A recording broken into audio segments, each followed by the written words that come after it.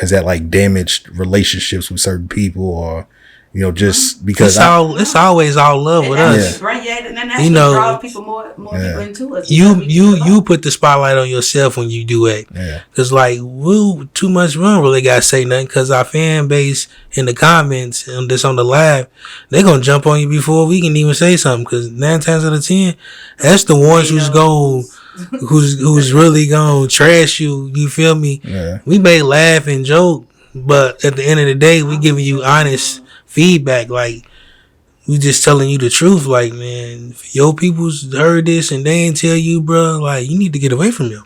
Yeah. Give her some people who's really gonna tell you the truth about your music, instead of letting you put yourself out there and they saying that it's good. But people around you ain't telling you the truth. We most definitely gonna be the ones to tell you the truth. So, but it's all love. We just want to see you progress and be the best artist you can be. Yeah. There's no negativity, and sometimes folks take it that way because the feedback in the comments, like you say, they'll spam the comments with tomatoes and trash can buckets and people. Because like we got option where you can send in Cash App, skip the line, but we got an option to where if you send in 15, nobody can skip your song or whatnot. So we've had people send in, the skip to not be skipped, only for the comment section to refund them their money plus more because your song was crap. Man, we actually had an artist. Artists make like $40 off a song, bro. Like he paid $15 to play, and like so many people were sending his $15. How much it cost to cut it off? We were sending him his $15 back.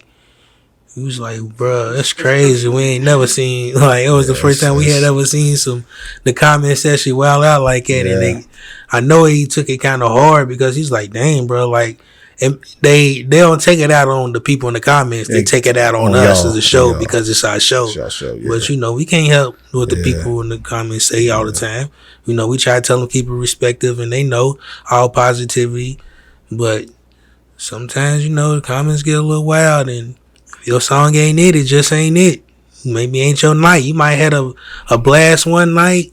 Like we like to say when artists send in a lot of music when they first time, we like to say, they doing the takeover, whatever. It might be Noonie Band's takeover, just for instance.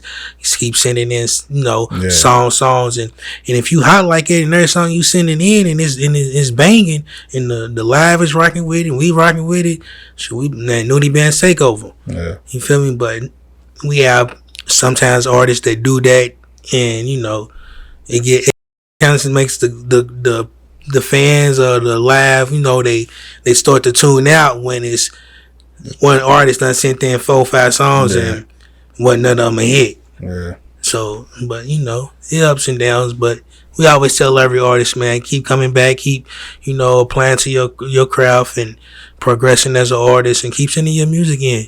No matter what, if it's 6 months, 3 months, 2 months later, man, you always got a platform right here for your music to be heard. Okay. Now, I took my own stab at a music review show a while ago. I ran into that part of people not liking the honest feedback because it was YouTube, so it wasn't like it was like live, but it was like YouTube. So like I would have them send it in. I get on there, do my thing, and I'm like, this is my first time playing this song. Right.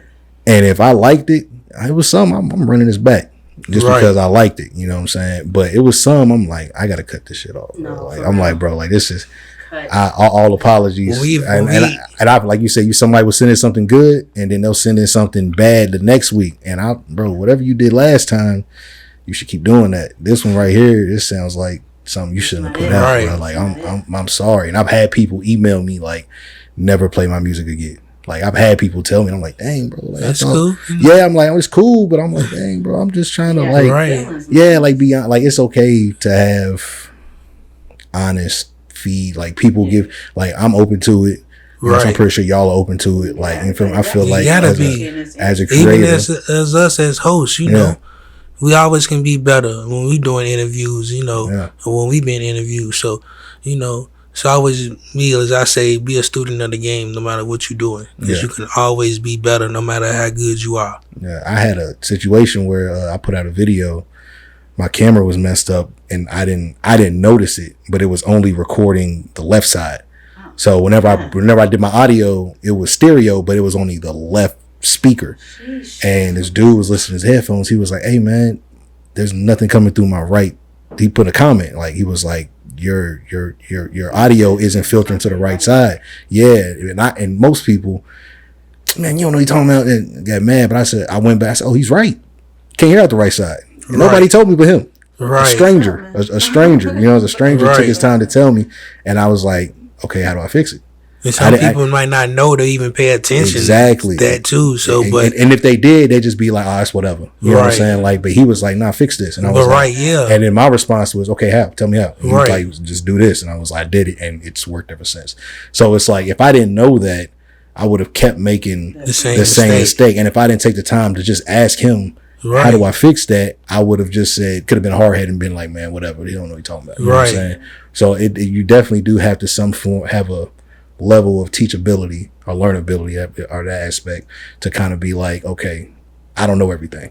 There's a lesson in everything. Exactly. True story. Exactly.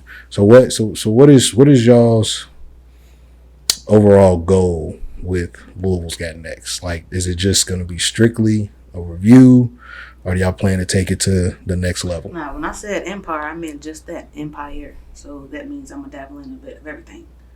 We got this music review, like where it's got a nice run going with it, but there's other things that we can dabble into. Like we've actually been, doing other things. Like there was one time we did the scene where we linked up with Looney and we was doing artist interviews. It was something like a little mini 106 and Park thing that we was doing or whatnot. But when I first started, my goal, like I said, with this was to build an empire. So that means I want to dabble in everything.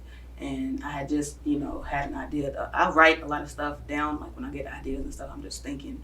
But I actually want to start a production company with this stuff because what we do is media based. So we can start a production company with this. Have some what's the word I'm talking about? What's what I'm trying to say? Some little things that fall under production company, and then once we get that in a good stance and a good place to where it's got a nice run going, then we can probably dabble in some sports stuff around the city. But everything is going to be strictly local. It's not going to be mainstream, nothing. It's just strictly local, and then it's going to be to the